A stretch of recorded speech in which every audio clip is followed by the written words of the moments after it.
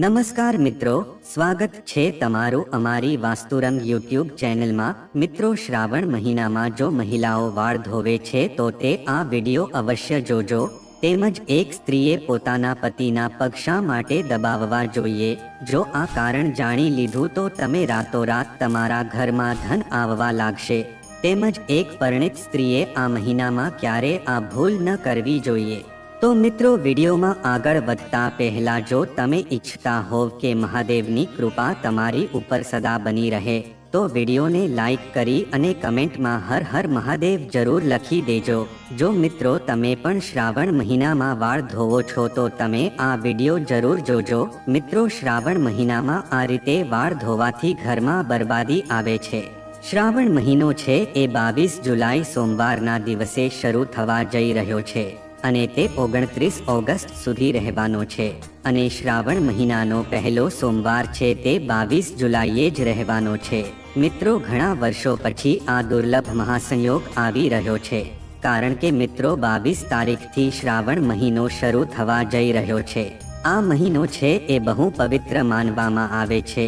મિત્રો, આ શ્રાવણ મહિનામાં મહાદેવની કૃપા છે એ આપણી ઉપર રહે છે, પણ આપણે અમુક વસ્તુનું ખાસ ધ્યાન રાખવું જોઈએ। જો આપણે અમુક ભૂલ કરીએ છીએ તો મહાદેવની કૃપા છે એ આપણને મળતી નથી અને તેના બદલામાં આપણે ઘણું કષ્ટ ભોગવવું પડે છે। મિત્રો, આ દિવસે વ્રત રાખવું એ બહુ શુભ માનવામાં આવે છે।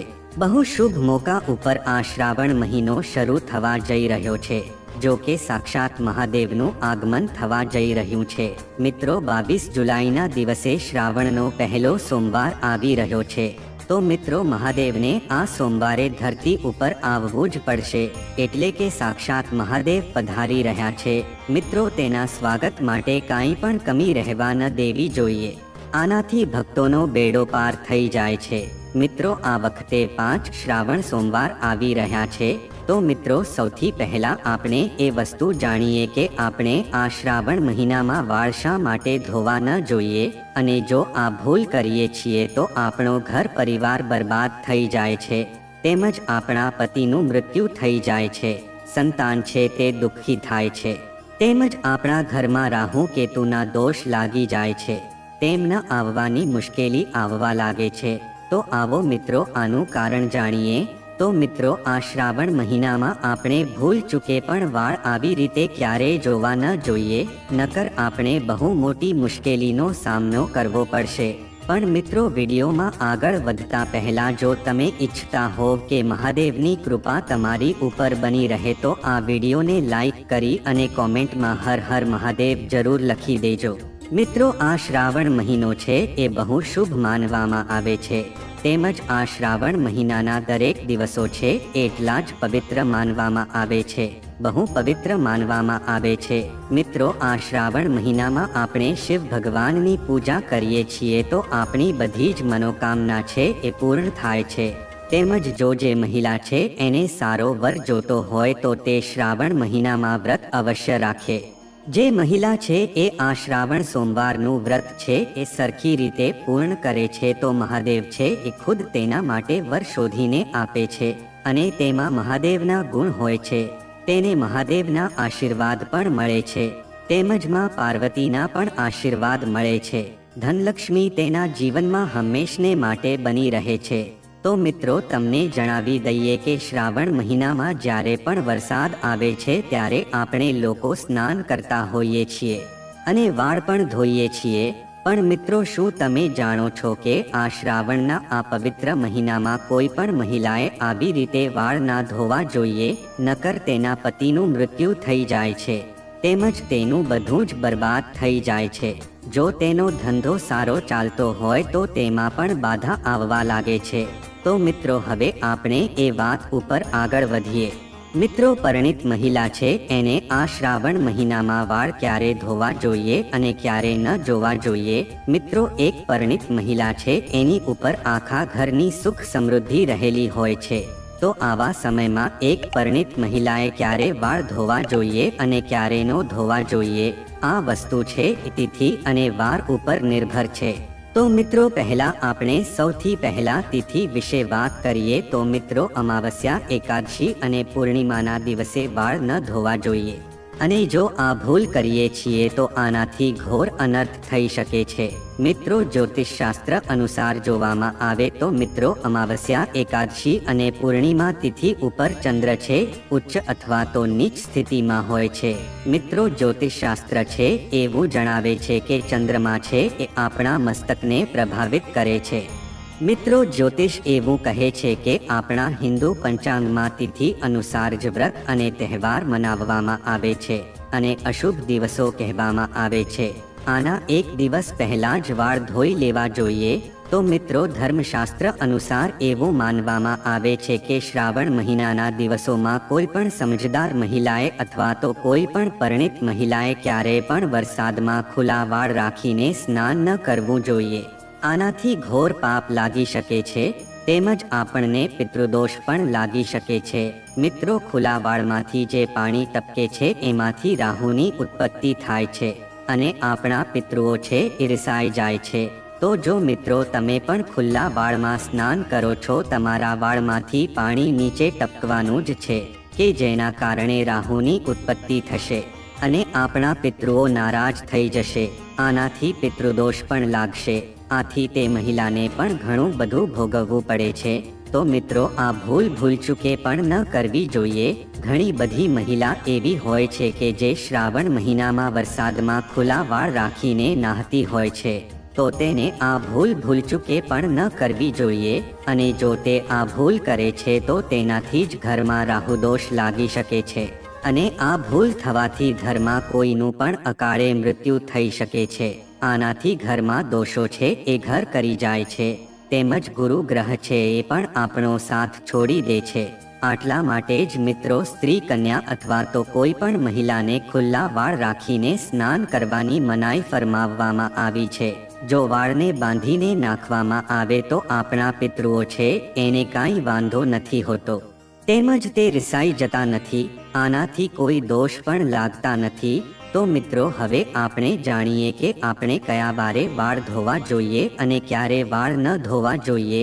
તો મિત્રો આપણે અહીંયા એક વસ્તુનું ધ્યાન રાખવું જોઈએ કે જો તમે કોઈ પણ વારમાં વ્રત રાખો છો તો એ દિવસે તમારે વાળ ધોવાના નથી, પણ એના એક દિવસ પહેલા જ વાળ ધોઈને શુદ્ધ થઈ જવાનું છે।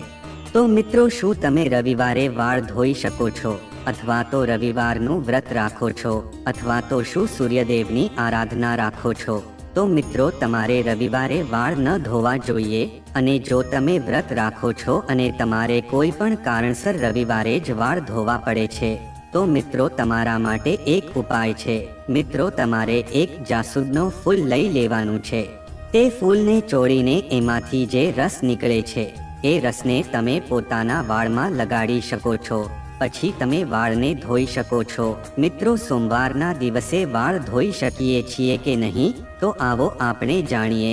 મિત્રો જે પણ મહિલા છે એ જો સોમવારનું વ્રત રાખે છે તો તેને સોમવારે વાળ ભૂલચૂકે પણ ન ધોવા જોઈએ, પણ જો કોઈ અનિવાર્ય કારણોસર સોમવારના દિવસે વ્રત રાખવાથી વાળ ધોવા પડે તો તેના માટે પણ એક ઉપાય છે। મિત્રો આના માટે તમારે કેસુડાના ફૂલ છે એનો રસ તમારે પોતાના વાળમાં લગાવી દેવાનો છે। આનાથી તમારી ઉપર અશુદ્ધતા છે શુદ્ધતામાં બદલી જશે। આનાથી તમારી ઉપર કોઈ પણ દોષ લાગી નહીં શકે અને આ વસ્તુથી તમારે શિવ ભગવાનના ક્રોધનો સામનો નહીં કરવો પડે। તેમજ મિત્રો મંગળવારે પણ વાળ ન ધોવા જોઈએ। મિત્રો એવું માનવામાં આવે છે કે મંગળવારે વાળ ધોવાથી આર્થિક મુશ્કેલીઓનો સામનો કરવો પડી શકે છે। આની સાથે જ મિત્રો વિવાહિત જીવનમાં પણ બાધા આવવા લાગે છે। જો મિત્રો કોઈ પણ કારણોસર મંગળવારના દિવસે તમારે વાળ ધોવા પડે તો આવામાં દોષથી બચવા માટે આ ઉપાય અવશ્ય કરજો। તો મિત્રો આમળાનો રસ જે હોય છે, આમળાના રસને તમે વાળમાં લગાવી શકો છો અને એ રસ લગાવીને પછી તમે અવશ્ય વાળ ધોઈ શકો છો। તેમજ મિત્રો બુધવારે મહિલા છે એ વાળ ધોઈ શકે છે, પણ જો મિત્રો એવી માન્યતા છે કે જો કોઈ મહિલાનો નાનો ભાઈ હોય તો તેને બુધવારે વાળ ન ધોવા જોઈએ, કારણ કે મિત્રો બુધવારનો આધિપતિ છે એ બુધ ગ્રહ છે, એ આપણા નાના ભાઈ બહેનનો કારક માનવામાં આવે છે। આથી આ દિવસે વાળ ધોવાનો દોષ છે આપણા નાના ભાઈ બહેનને લાગે છે, તો મિત્રો આનાથી બચવા માટે એક ઉપાય છે. તમે વરુણદેવ એટલે કે મિત્રો જળના દેવતાને અથવા તો બુધવારના સ્વામી ગણેશજીને પોતાનો મોટો ભાઈ બનાવી શકો છો. તો મિત્રો ઉપાય કઈ રીતે કરવાનો છે? તો મિત્રો જો કોઈ પણ પૂજામાં કળશ સ્થાપના થાય છે તો આપણે એમાં જળ ભરીએ છીએ, તો તે જળમાં વરુણદેવનું નામ લઈને પૂજા કરજો અને પ્રાર્થના કરજો કે હે વરુણદેવ, હું તમને મારો મોટો ભાઈ માનું છું, તો કૃપા કરીને તમે મારી અને મારા પરિવારની રક્ષા કરજો. તો મિત્રો આવી રીતે જ બધી જ પૂજામાં શ્રી ગણેશ ભગવાનની પૂજા કરવામાં આવે છે. તો તમે પણ તેને પ્રાર્થના કરી શકો છો કે તે તમારા મોટા ભાઈ બની જાય અને તે તમારી રક્ષા કરે. પણ તેમ છતાં જો મિત્રો કોઈ પણ કારણસર બુધવારના દિવસે તમારે વાળ ધોવા પડે તો મિત્રો આના દોષથી બચવા માટે આ ઉપાય તમે કરી શકો છો. મિત્રો સૌપ્રથમ તમે તુલસીના 4-5 પાંદડા લઈને એને ચોળીને તમે એનો રસ પોતાના માથામાં લગાવી શકો છો અને પછી તમે માથાના વાળ ધોઈ શકો છો.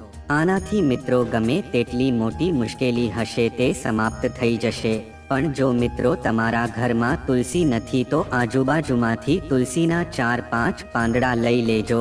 મિત્રો ગુરુવારના દિવસે પરણિત મહિલા જ નહીં પણ કોઈ પણ સ્ત્રી પુરુષે પોતાના વાળ ન ધોવા જોઈએ, નકર મિત્રો તમને આગળના જન્મ સુધી આનું ઘોર પાપ લાગશે.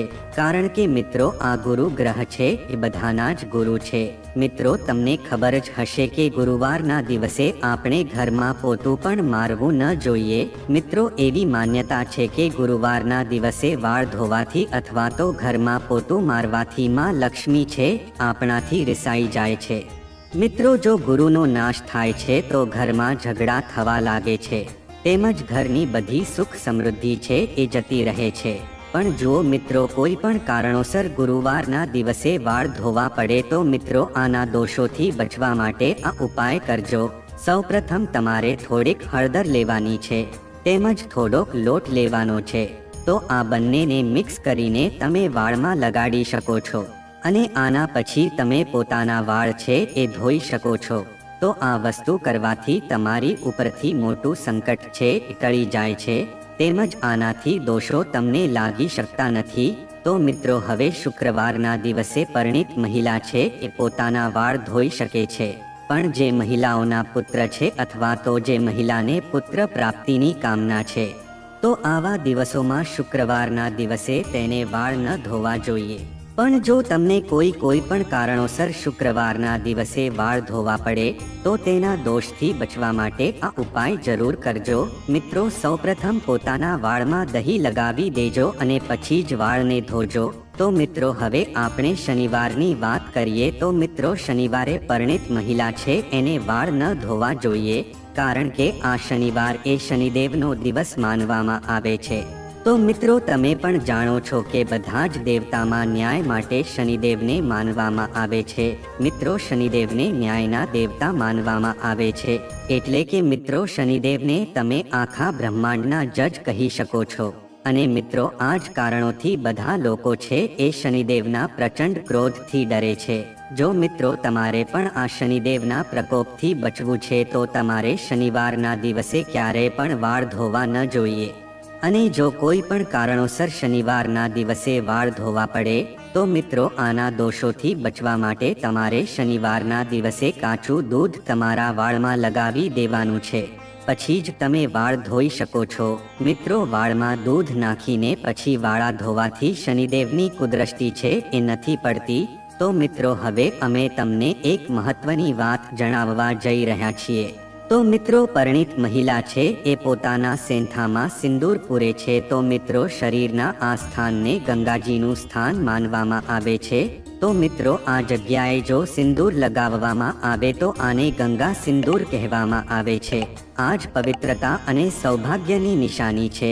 તો મિત્રો જો કોઈ પણ મહિલા છે એ સ્નાન કરીને પછી પોતાના સેંથામાં સિંદૂર પૂરે છે તો તે પૂજા પાઠમાં ભળી શકે છે. તો એ સમયમાં તે વાળ ન ધોવે તો પણ તેને પવિત્રતા અને સૌભાગ્યનું વરદાન મળેલું છે. પણ મિત્રો પુરુષે દરરોજ વાળ ધોઈને જ પૂજા આરાધના કરવી જોઈએ. તો મિત્રો મહિલાઓએ માસિક ધર્મમાં વાળ ધોવા જોઈએ કે નહીં? તો મિત્રો આવા દિવસોમાં ઘણી જગ્યાએ અલગ અલગ નિયમો દર્શાવવામાં આવ્યા છે.